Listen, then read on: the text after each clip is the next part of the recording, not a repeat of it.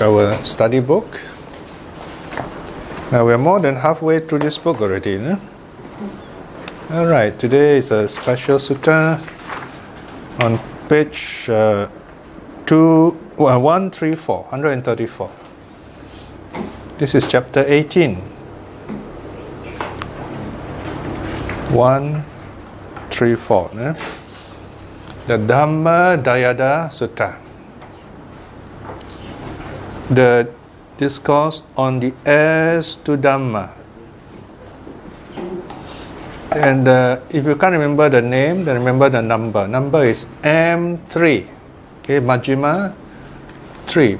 Middle length teachings number 3. Dhamma means the teaching, it means the truth, goodness. Dayada means heirs. Someone who receive an inheritance. No? So this is a very beautiful sutta where the Buddha teaches us what sort of thing do you want in life. Yes, we need food, we need clothing, we need shelter, we need medicine, health. No? These are the 4 basic needs. But these 4 basic needs in a way are not difficult to get. You can even say, okay, money is important, that's true. But the question now is, how much money do we need to live in one life? Yeah? not that much, actually, you know. You go to some countries, the people are very poor, like the Philippines or even Thailand, in the countryside. People are very poor. But they always have enough to eat. They never talk about money. When I was in Thailand, I lived there 5 years. They tell me, if there's water, there's fish, and then you got rice. So that's enough for us. They're very happy. Yeah? And then they like to sing and dance. And Thailand is not very stable politically sometimes. So when I arrived in Thailand to train as a monk, there was a revolution of bombs. And then there was explosion. Her body fell flat on the ground. Some big bomb, boom, everyone fell flat. And then someone asked, "What is that?" And then somebody said, oh, it's nothing, it's just a bomb. And the body got up and smiled again. Because the fight is only between politicians. Politicians fight, but the poor people in between, they don't bother. Yeah? So that is called inheritance of happiness. Because they're Buddhists, they're happy. They work hard. They share very generously also. This is a very Asian thing, When you visit someone, what's the first thing they ask you? They don't ask, how are you? They say, have you eaten or not? Of course, there's one big problem. They will drag you to the table and make you eat also. If you are in the West, you got to wait. You got to wait till they finish eating, then you talk to them. So we have all this hospitality. Okay? So this is our culture, our inheritance. Okay? So this is a spiritual inheritance. Spiritual inheritance is very important. It is what makes our life human. And being human means you can train your mind. That's the wonderful thing about being human. You can train your mind. When you understand your mind, then heaven and hell are all in your mind. Heaven and hell is a feeling, pain. It's not a place. If it's a place to be overfilled, then you have a problem, it's such a big crowd. Every time, new generation of bad people, there are much more bad people than good people. So it is, wherever we are, it's heaven. Wherever we are, it is hell, depending on how we think, how we act, right? So if you're at peace, sitting down, meditating, you're happy. Okay? Just a short story here. Somebody asked, where's heaven, where's hell? This guy is a swordsman, so he decided to learn a bit of religion. Let's say the Chinese swordsman. So he goes to this teacher, to this monk, sitting, meditating. But he's not very refined, this swordsman, very rough. He says, tell me, where is hell? And then this monk is a very funny monk. He look at the swordsman and say, you're such a stupid man. How are you going to know where is hell? Don't think I need to tell you, Then the swordsman said, you're terrible, I'm going to kill you. So this monk is very wise. He got up and ran. He started running and the swordsman chasing him, This is a story, okay? I don't think it's real. But the value is there. So this wise man is running, he actually is pretending to run, So when the swordsman is chasing him, and halfway he stopped, And then the swordsman also got surprised, also stopped, And he said, why are you not afraid of dying? And then the swordsman said, the monk said, wait, you want to know where's hell, right? And then the swordsman said, yeah. Say, this is hell, you're going to kill me. Okay. Swordsman thinks, oh, okay, very true. Oh, so where's heaven? And then the monk said, oh, this is heaven now, you're not going to kill me.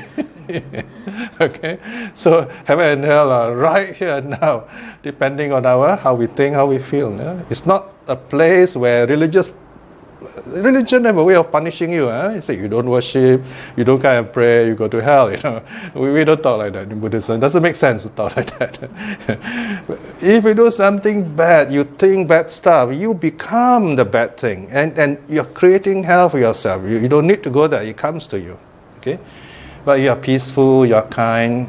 This goodness comes to you. You notice some of your friends.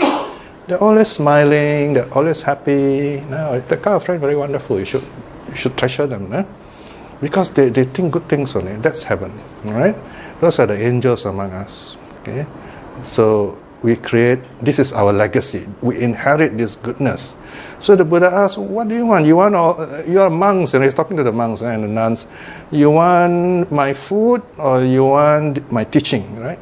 So today we are inheriting the Buddha's teaching. We never met the Buddha, right? He was in India 2,500 years ago. He was a rich nobleman. He's going to become some powerful king, He gave up all that. He said, oh, this is not good. Because in India at that time, there were a lot of these empires coming up, lots of fighting and killing. He just didn't like that. He wanted a different way, He doesn't want that kind of legacy. He says, no, I don't want this kind of power.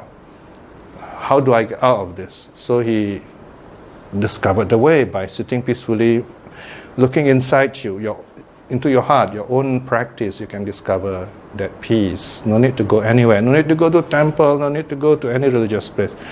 Even at home, you can do it by yourself. Wherever you are, you can do it by yourself.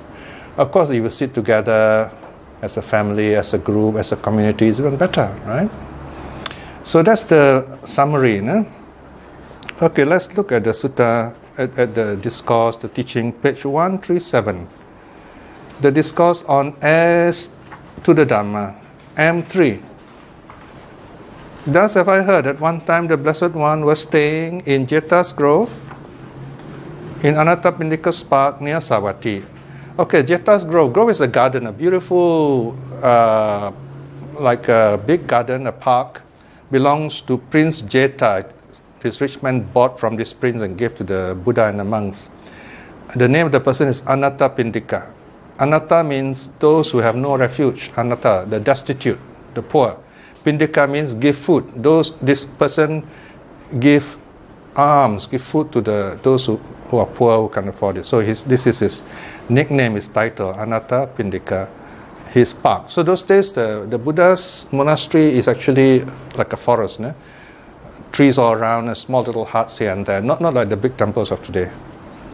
And this place is near a big city called Savatthi in northern India. So this is the location of the teaching. Then the Blessed One addressed the monks, bhikshus. Okay, this means monks, bhikshus. Then they reply, say, Bante. Bante simply means sir. Like in locally we say tuan. It's just a response. And then the Blessed One said this. Okay, so the Buddha give the teaching. Okay, page 137. 137. All right, so now the Buddha says, 2a, as to the material things. This one I put in the title so easy for you to wonder, see what's that passage about. Bhikshus, monks, be my heirs to the Dhamma, not my heirs to material things. So this is the key idea. The Buddha said this first.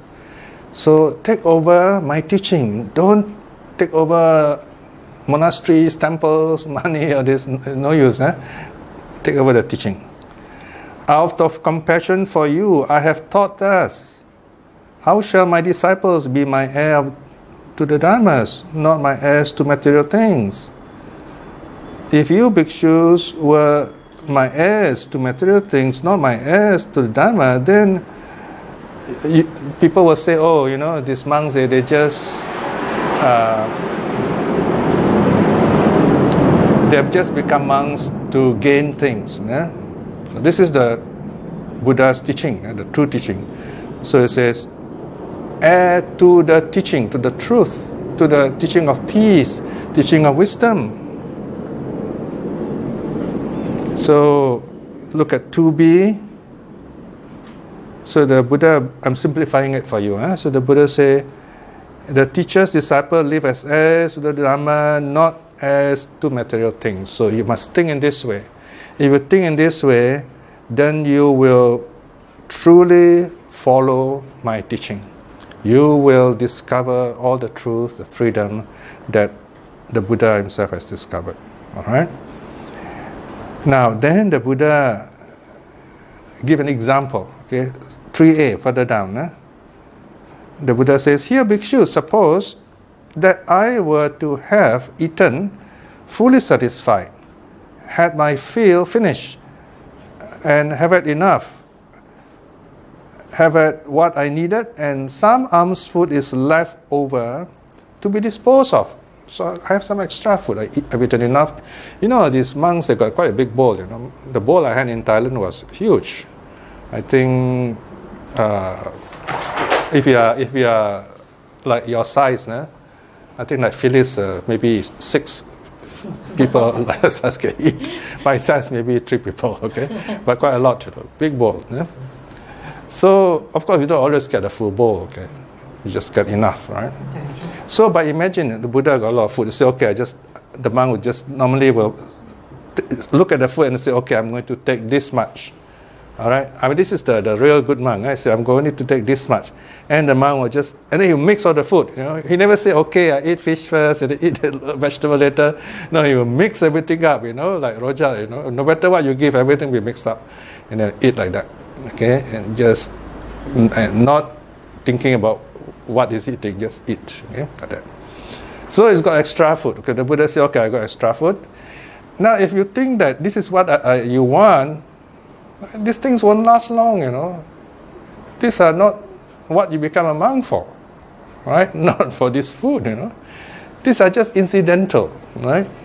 Because why do people support the monks with food? Because the monks are teachers, right? The monks teach the Dhamma. The monks have given up the world. They are not going to take part in politics. They are not going to have families. They are not going to run businesses. These are the true monks. Just because you see today all these monks are doing all the wrong things doesn't mean that's the case in the Buddha's time. The Buddha says, don't do all these things. All right? So, by freeing themselves of all these things, they meditate, so they are very peaceful, and you look at them, you also feel very peaceful. But then, these arahats are the great saints. You don't feed them also, they won't ask for food. They'll meditate and then they'll just pass away. Okay? So, the Buddha made rules. He says, okay, the monks must go on alms round. You go. Actually, they're not begging food, It is an exchange, or some sociologists say a contract, social contract. You give the monks food, the monks give you teaching. Okay? That's the original idea. So, how do the monks give you teachings? Number one, by his example. When he comes, he will only come certain times. Early in the morning, when you are busy working, he won't appear. Okay? So you won't see monks in shopping centers or markets, except early in the morning. He will come very peacefully, collect the food, and you see the monks very peaceful. You see the peacefulness enough. You feel so good, And then next is the monk walks like that with the eyes 45 degrees down, plow's length. The sutta says he looks down the Indian plow. So look down 45 degrees, walk very slowly. He doesn't walk like a tourist, look here, look there. Okay? So he look down and he walks, Of course, he occasionally just look out a bit to see if there are people who give food or not. This is what I did when I was in Thailand those years. So people will wait at the roadside, or sometimes if the house is just by the road, you open the door and you see there's some food there and the person be waiting. So you go there, you just wait. And nothing is exchanged. No talking. The monk will just stand there. Of course, there are other monks, we all walk very slowly. No one's going to rush, Of course, sometimes you get young novices, they walk a little faster, they're more hungry. But normally, we walk very slowly. Okay? And we come to the giver, and then they will put their palms together. Because they're so happy you come. Then they don't say, monks have come to beg. In Thailand, there's a special word for it, In Thailand, we say, pra ma prod. Pra is the monk, ma means come, prod means give you a chance to make merits. Wow, you see, in English you say, give you a chance to make merit. Long sentence, eh? In Thai, one word only, prod. It means that action, that the monk has come to give you a chance to give dana and make merits, So then you put food inside. You just put one spoon enough already. How many, once I counted, how many spoons full of rice do we need? So I kind of counted the number of spoonfuls of food. I think if you really are a heavy eater, maybe 30 at the most. 20 is quite filling already. So you imagine how many spoonfuls does a monk get? Every time you see a monk, say here, a monk comes to the temple. Wow, one monk comes, you got 100 donors, So that's quite a lot of food. So you don't need much to support the monk. All right? So anyway, so the monk takes that, doesn't say anything, then quietly goes back. After the meal in the monastery, then, before that. So when we come back, we will share all the food together, because some monks may not be so lucky, might not get anything, empty bowl, So we put all our food into a common big tray.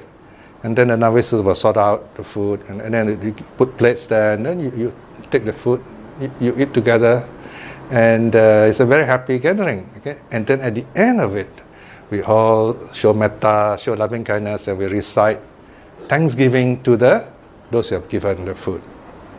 So that's the way, the exchange of giving. The lay people support the monks, and the monks teach the lay people how to be happy, how to be at peace with themselves by their own examples. Okay? All right, so the Buddha said, you don't need my food, I mean, you can get food from other people, but you need the Dhamma. So don't collect material things. They are not useful. They won't last long. And you're not a monk to collect material things. All right, so all that are the same, mentioned here in detail. Then look at 3D. So 3D, the Buddha is saying why they should be like that. Why they should think in terms of inheriting the Buddha's teaching. Because the teaching is hard to get, hard to understand. So they should spend their time studying the teaching. How do you inherit the teaching? By studying it. It is not a ritual of giving titles and so on. It is listening to the Dhamma, understanding the Dhamma, meditating, keeping the precepts. Okay? So the Buddha then says, why is it good to practice this kind of simple life? Because that will, for a long time, conduce to his fewness of wants, contentment, effacement, easy support, and applying effort. So this is the advice to monks, in a sense to us also, how we can live a successful life. Fewness of wants. In other words, just enough.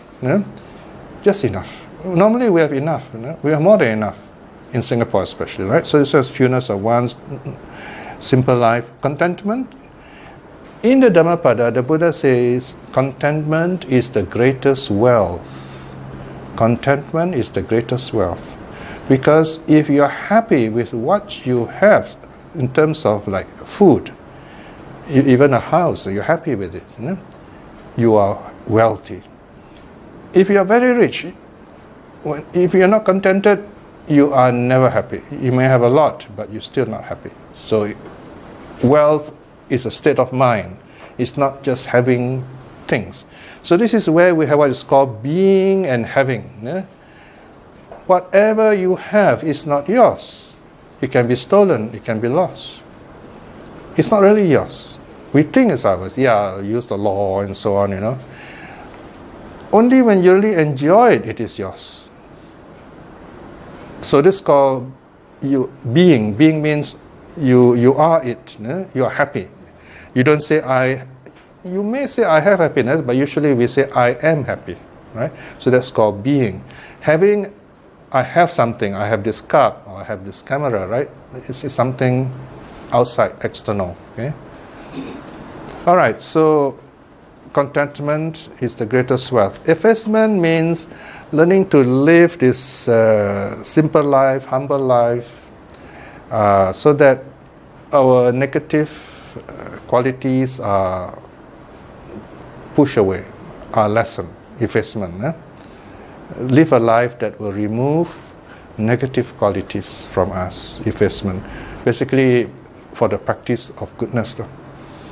And then easy support. There you are. Normally monks are very easy to support. You just give them a bit of food, it's enough already. So they don't ask for much. They should not ask for much.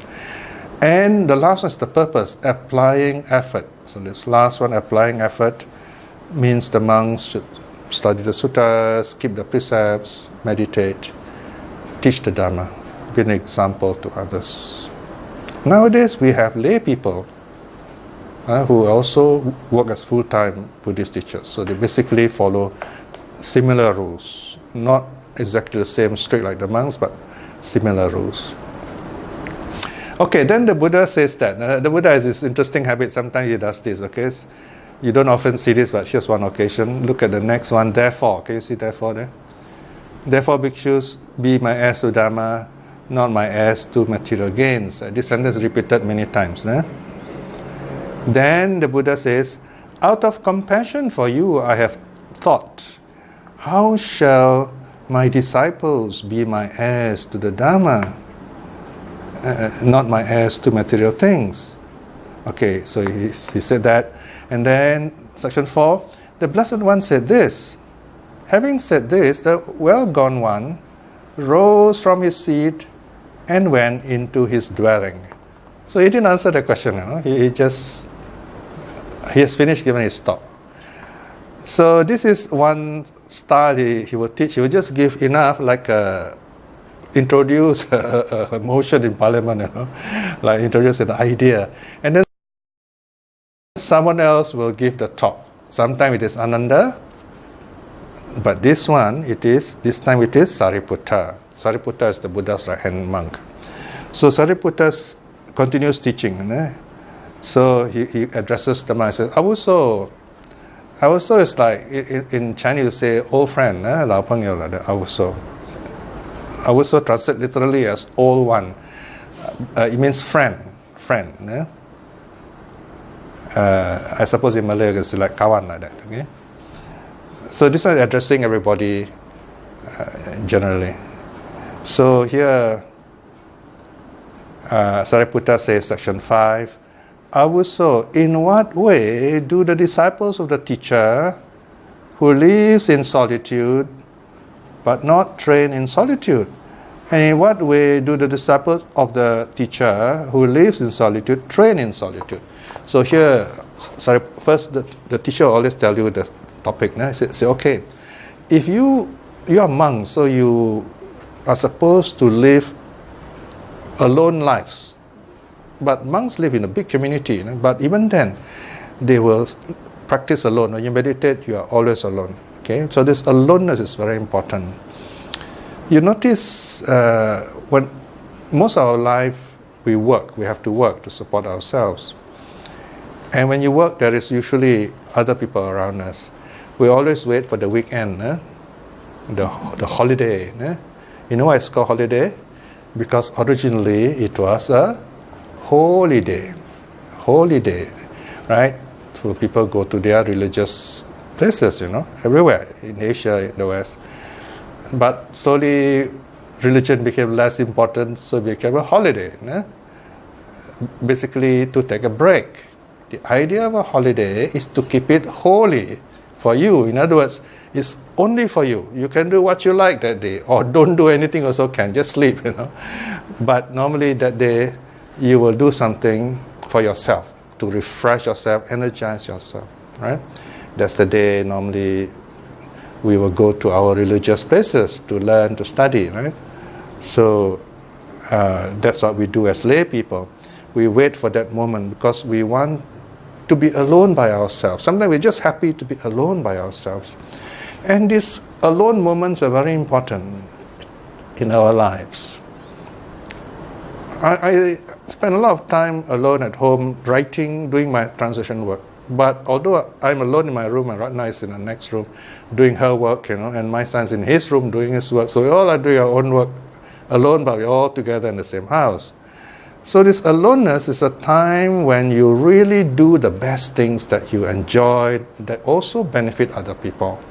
I write books like this, I write reflections, I answer questions on Facebook, and so on. See? So this aloneness is very important to us. We should spend these alone moments maybe once a day, if not once a week, at least sometime, to think for yourself. Am I doing the right thing?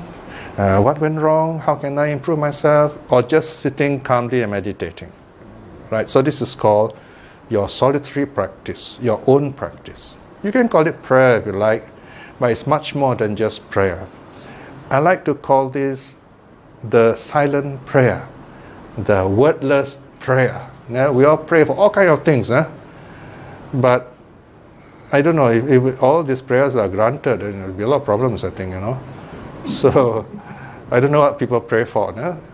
I mean, sometimes people pray for terrible things, May my enemies die, So they say, may the whole country be bombed. Terrible, So imagine if all this really happened, there'd be no more world left, Luckily, you don't get that kind of thing happening, So, right? In Buddhism, we say the wordless prayer. That's meditation. No need to use any words. Of course, you say, may all beings be well and happy, and then you are silent. Right? Like that. So that's what you do in your solitary moments. You can do this anytime. No need to be a monk, you can do this. Okay? All right, so Sariputta asks, okay, when do you behave correctly? If you are a true monk, you practice solitude, how do you do that? Then, next section, the Buddha, Sariputta used the same theme as first it says, the wrong way is you think you become a monk, you are looking for food, for robes, for shelter, a place to stay, and then for medicine. Say if you're a monk, that's all you look for, then that's wrong. Right? So here, this part is very easy. It's just that the Sariputta is talking to three groups of monks. 6b, he's telling the elder monks. Can you see the underlying elder monks there? So it says, here some avusos that elder monks are to be blamed for three reasons. As disciples of the teacher who lives in solitude, they do not train in solitude.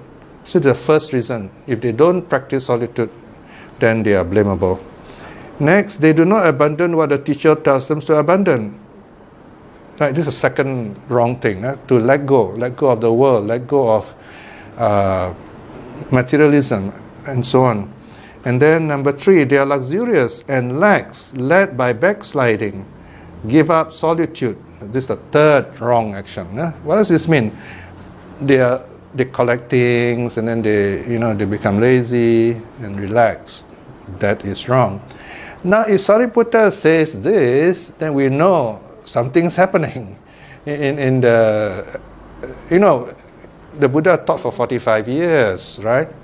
So first 10 years, the Buddha is like a small gathering only. But after 20 years, Buddhism became very popular in India. So there are lots of big monasteries, So a lot of people say, oh, look at the monks, they're all living easy lives, they're getting food, free food, and so on. Even today in India, if you've got no job, what do? You keep your hair long, don't wash your hair, wear something orange, and then just go to the right part of the city. You find there are lots of other sadhus, they're called sadhus. You just line up, you get free food. Easy life. And then if people like you, you can start talking things that nobody understands. You get lots of followers. Make sure nobody understands you. Because they understand, you say, this guy, easy to understand one. Otherwise, you'll say, this guru, very profound. Nobody understands him.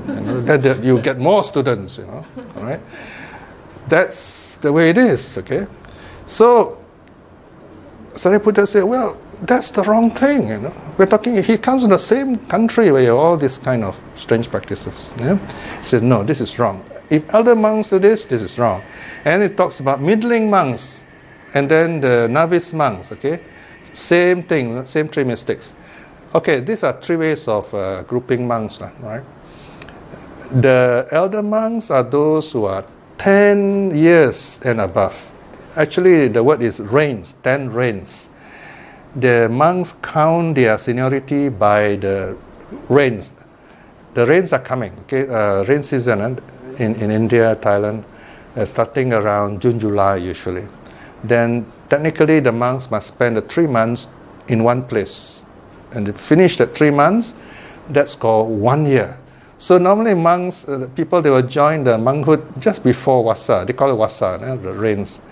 In fact, so if you enter the Vasa, it's like the way the Chinese calculate the calendar, You spend the Vasa just 3 months, but it's counted as 1 year. One Vasa, okay? So Vasa means rains, but Vasa also means year in Thai language. Very interesting, Of course, for common people like us, we say how many years, how old are you, how many years? But they got royal language, so they say the king, they'll say Vasa. How many Vasa is the king, right? And the monks also. So Vasa is how many years you are as a monk. So if you are 10 years, the moment you hit 10 years, you finish 10 years on the Pawarana day, the last day of Vasa, you are an elder, Thera, okay? Of course, you can also become Mahathera, that's 20 years. These are just names people use to respect monks. What about middling monks? Middling are those 5 years, 5 reigns, up to 9 reigns, okay? Those monks who are 5 years or below, or 4 years or below, they are called novice monks. And they must go under tutelage. They should be training under a proper teacher. So these are the 3 groups. The sutta repeats itself, so we don't have to repeat it. All right? And then the next section, 7a, Sariputta says, okay, how do you really practice what the Buddha teaches? Right, so here Sariputta says, in the case of senior monks, they show good example by, number 1, so just the same thing as above. They practice solitude. In other words, they practice meditation, they are peaceful, they keep the precepts and so on. And then number 2, they, what's number 2? 7, at the top of page 140. They abandon what the teacher tells them to abandon, let go of greed, let go of hatred, let go of delusion. And then they are not luxurious, they are not lax, not lazy. They don't backslide. Backslide means they make mistakes, they keep on doing it. And they practice solitude. All right, so same thing with the middling monks, the junior monks also do that. And then now comes a bit more serious teaching. Sariputta talks about the teaching. He says there are 8 things you must remember, 8 pairs of impurities you got to let go of. In that way, Sariputta says that's the middle way. You follow the middle way.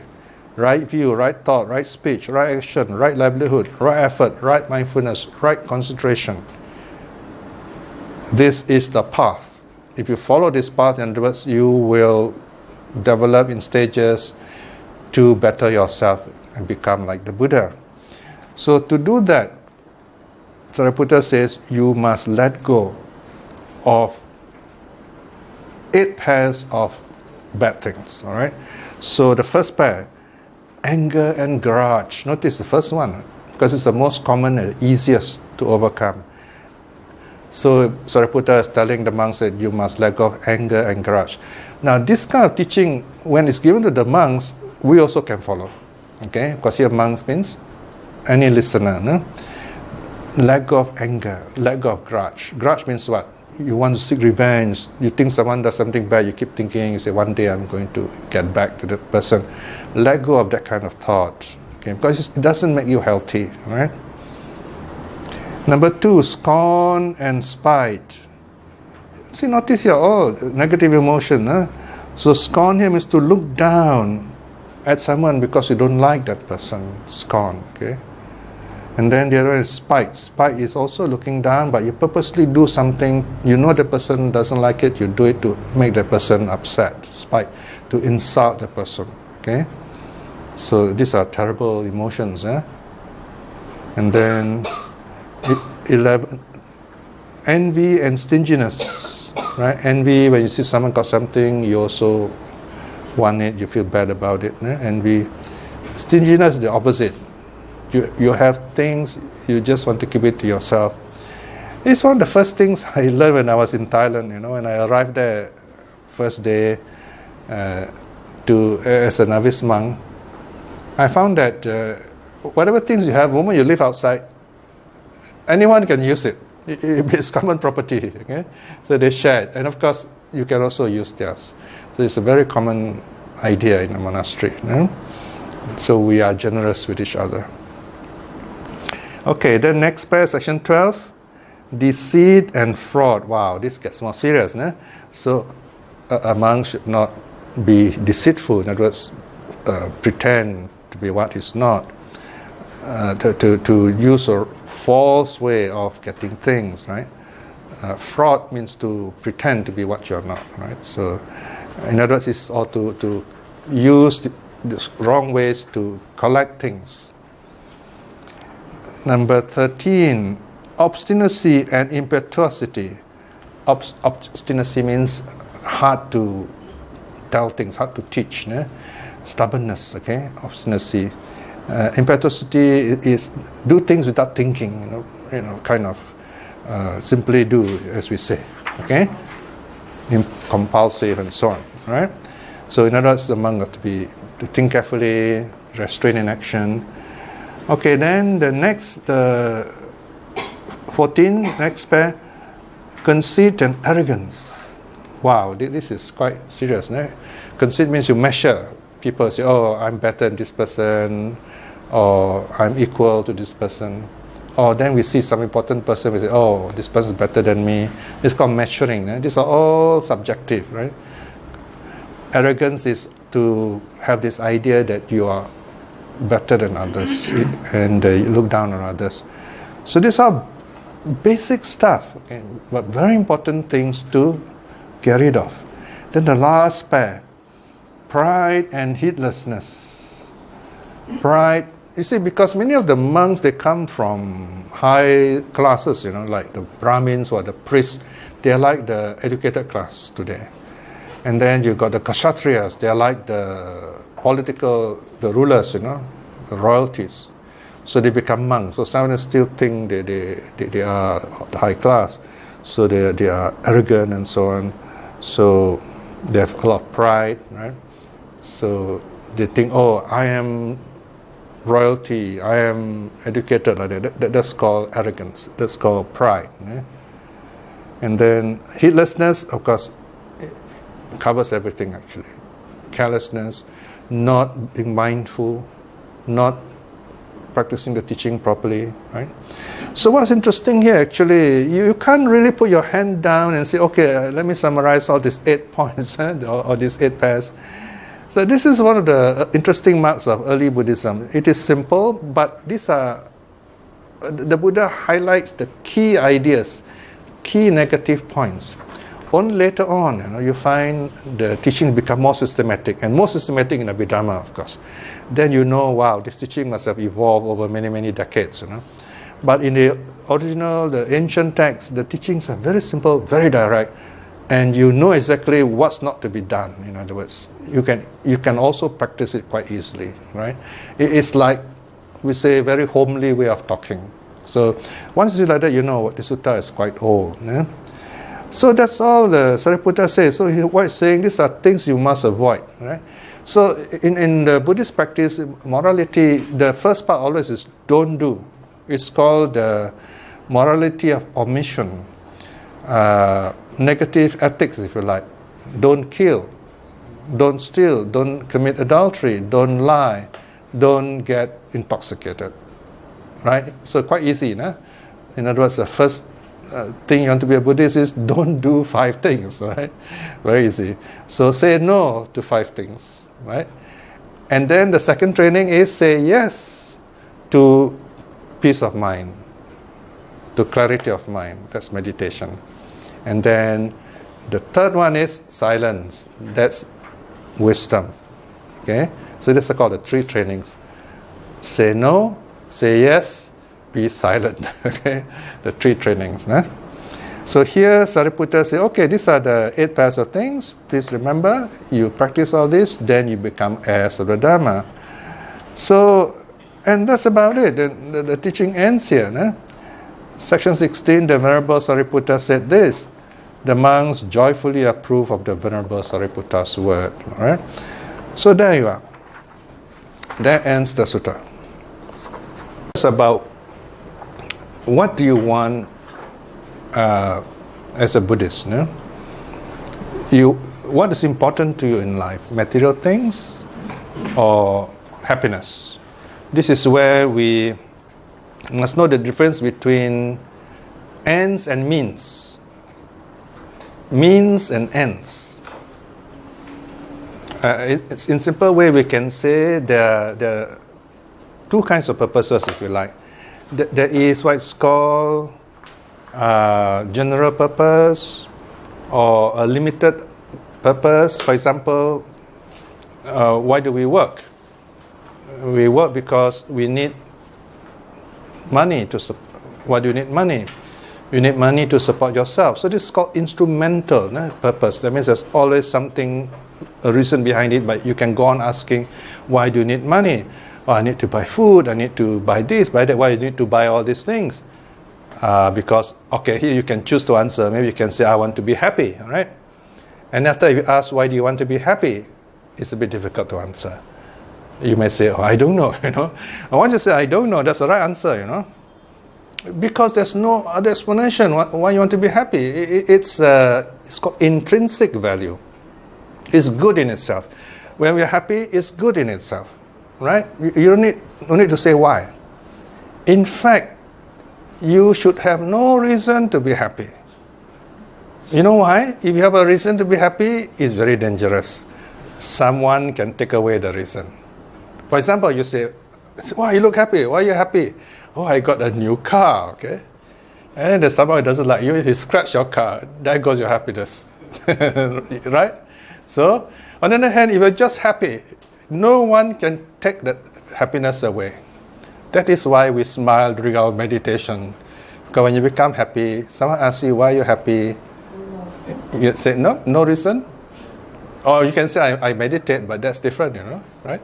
So, people will say, I also want to be happy like you. And that's wonderful, right? So there you are.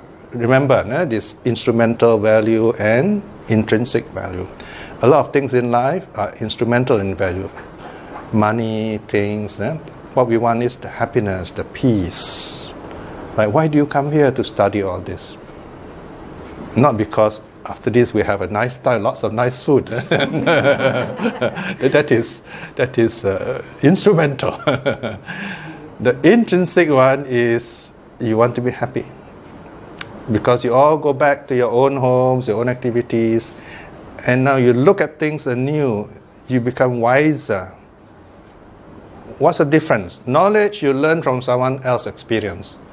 Wisdom you learn from your own experience. You begin to experience, wow, this is real, this is true, this is good. I want to do this. So once you live this kind of life, then you are heirs to the Dharma. You have inherited the Buddha's teaching. Okay, so I will end here now. Just nice timing. We have a short break, and after that, we have the enjoyable part after that. Okay, let's resume question time. Anyone has any questions? Can you just briefly mention the normal path? Normal A4 path. You're talking about A4 path? Yeah. Okay, A4 path is 140. So these are 8 important aspects of our practice as a Buddhist. Now, overall, there are 3 parts. Okay, you start with number 3, 4, 5. It's one set. 3, 4, 5. Right speech, right action, right livelihood. This is the precept practice for our speech and our body and speech. Okay. So right speech, that means we speak words which are true, which are kindly, which bring people together, and which is what you call useful. Okay, and then right action means the first 3 precepts are not to kill, not to steal, not to commit adultery. Basically, being kind and compassionate in your bodily action, right? Then number 5 is right livelihood. The kind of work we do also should be respect yourself, don't hurt yourself, don't hurt others, don't hurt the environment, right? So when we do work, we should not cause ourselves ill health, things like that. That's called right livelihood, all right? So this is first part. Then the second part is 6, 7, 8. Right effort, right mindfulness, right concentration. Here, right effort is more a mental thing.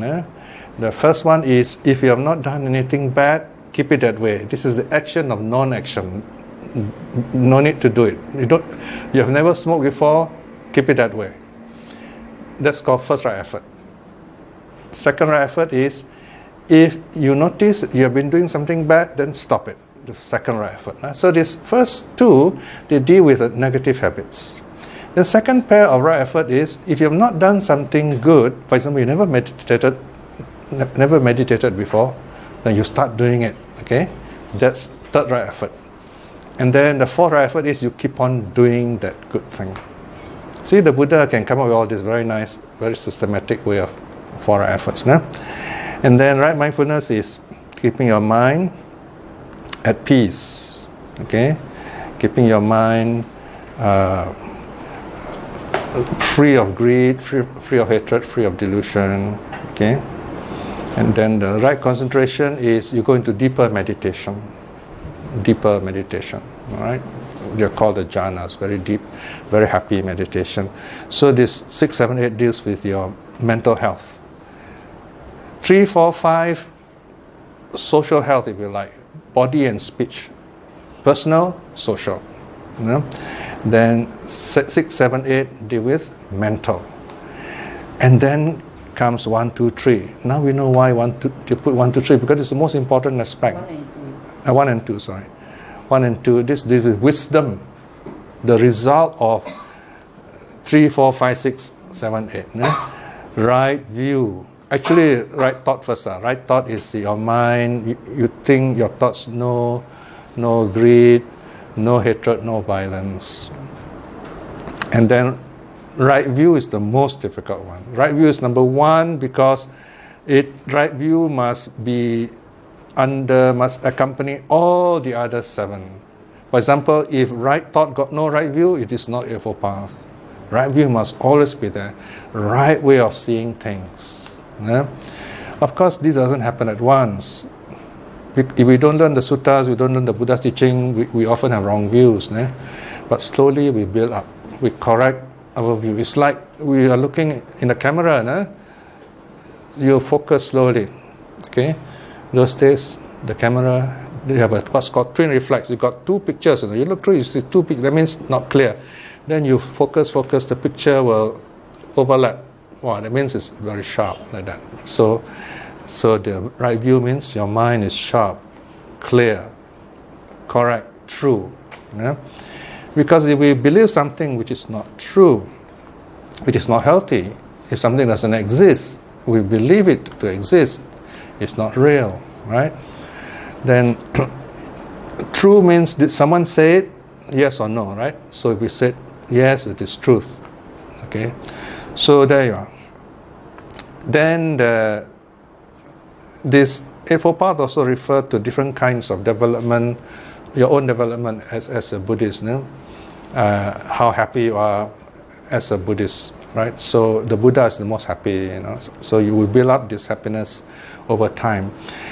The most important practice for us now, if you ask me, okay, as a Buddhist, what is the most important practice I must do? Your most important practice is reflect on impermanence. Everything you see regard as impermanence. This is the safest thing you can do. When you do this regularly, everything is impermanent, then your mind is always prepared. You are not shocked by whatever suffering you see in the world. You are calm, peaceful. That way you can solve problems better. You are happier, okay? And you are more healthy mentally. Reflect on impermanence. All right, so this is the main teaching. Okay, I'll just say a bit about this book. Now, this book originally is meant to be chapter 50.1. If you look at the front page, 52.1. Point 1, that means first chapter. Volume 52. Now I'm working on volume 53. Okay? It's meant to be one chapter, but see how many pages it is. I think 180 pages, Because this story is about the Buddha, the stories of the, if you go to Sunday school, you hear all those stories. Many religions have got all kinds of amazing stories. So you hear the story of the child Siddhartha, the Bodhisattva. As soon as he is born, he's able to walk and then talk. I mean, you tell your children they're very clever. They say, how can they won't believe you? So this book explains what does that mean. And then another story is like he's 7 years old. The Siddhartha, the Bodhisattva is 7 years old. He's meditating under the jambu tree, And then the day already late, noon, past noon already, but the shadow is still there. The shadow didn't move. So what does it mean? See, so all this explained here. Those are symbolic, so that because we say these are myths. In other words, myths represent something deeper in our life.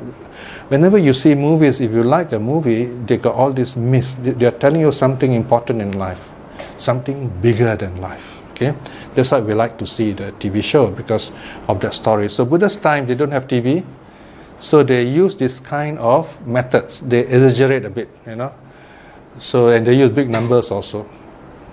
So, for example, long ago they would say 91 world cycles ago. Apparently, in the case of the Buddha, you find he doesn't go beyond that. He doesn't say beyond 91 world cycles, So it means very long ago, right? One world cycle is very long. The Buddha, although his mind is very scientific, but the people won't be able to understand. So someone asked the Buddha, how long is a world period? In a world period means our world start and then evolve, the universe expand and then stabilize and then collapse, stabilize. This is what the Buddha teaches us. The universe expand, stable, collapse, stable. Imagine the Buddha teaching this 2,500 years ago.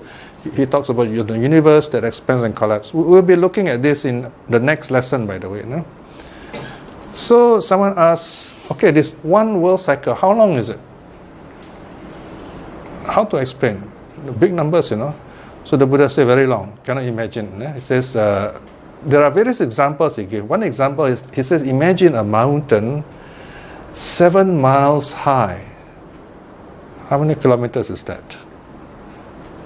7,1.6. Yeah, so about Imagine 16 kilometers high. Solid rock or solid earth. Okay, 777. Okay, so it says, suppose a man comes along, or if you like, a deva or angel comes along with a soft cloth, and they come and just rub against this mountain. Once every 100 years, just once only rub. He says he goes on doing that, and then this mountain disappears, it becomes flat. It says one world cycle still has not passed. So imagine the ancient Indian audience say, wow, that's a very long time. Right? So this is called hyperbole. In other words, it's just the modern time we use many zeros, right? So it is at that time the use of numbers and signs not so developed yet. So you don't expect the Buddha to use that kind of numbers. So the Buddha simply says it's a very long time in that sense. So you have this kind of style in ancient literature. So this book explains. But more than that, you notice that the subtitle, it says, a study in the psychology of mythology of the historical Bodhisattva. So this book is about the Bodhisattva, historical, that means the Buddha in India, not the later ones. We want the real story. Okay? Mythology are those ancient stories, very famous stories which got very deep meaning. Psychology means how does it help our mind? So here a study in the psychology of mythology of the historical Buddha. So this book design is by Verandian. I let her choose the design, so I don't know why she chose this road. So normally I let her choose and then I'll think about it and then say something okay. So this one is like very mysterious. See this road, there's no one there, and then there's like a horizon, and then after the road goes down. So you don't know what's there, So you got to find out. So life of the Buddha also like that. There are lots of interesting things we don't know yet. So this book will tell you. And you see there's a lot of like haze here. Okay. Now Vesak is coming. So this is a time you must think of your relatives, friends, your forgotten friends even, relatives. Those have passed away also. This one you can think of them. Because now you have come here on your own free will. You didn't kill, you didn't steal, you didn't commit adultery, you didn't lie, you didn't get intoxicated. You have kept the 5 precepts. That means you have done good things. Some people, they always think, say, oh no, I've done so many bad things. But during this last hour or so, we've done a lot of good things. So using that wonderful moment, this wonderful moment of peace, of goodness, you invoke goodness inside you. Okay, so this is what I want you to do. Think of this wonderful, peaceful moment, this goodness you have done. And then you say, by this goodness I've done, by the blessings of the 3 jewels, the Buddha, the Dhamma, and the noble saints, may I be well and happy, may I be blessed with happiness, good health, long life, wisdom, so that I can study the suttas and be happy and make others happy too. May those whom I love and care for also be well and happy. May my family, relatives be well and happy too. People I know, people I work with, may they be happy, may they be prosperous too. May people I meet and I do not know also be friendly wherever I go. May my enemies too be well and happy, so that they see goodness in themselves and in me, so that we become friends again in this life and in future lives. So whatever good wishes you have, maybe someone is sick, you want to send your good thoughts to that person, this is the time to do it. Send your thoughts to those people. Or someone who is in some difficulty, this is the time to send your kind thoughts to them.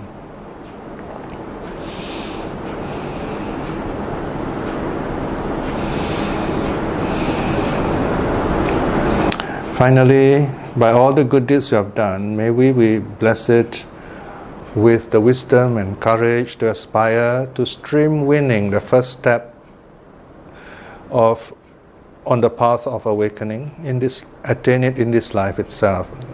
May we aspire to stream winning. And by the power of the three jewels too, may our families and loved ones be well and happy too. And those who are practicing the Dharma, the Buddha's teaching also, find their way and awaken in this life itself. And may those who are lost, those who have difficulty too, find their way back to the true path in this life itself. May all beings be well and happy. Sadhu, sadhu, sadhu.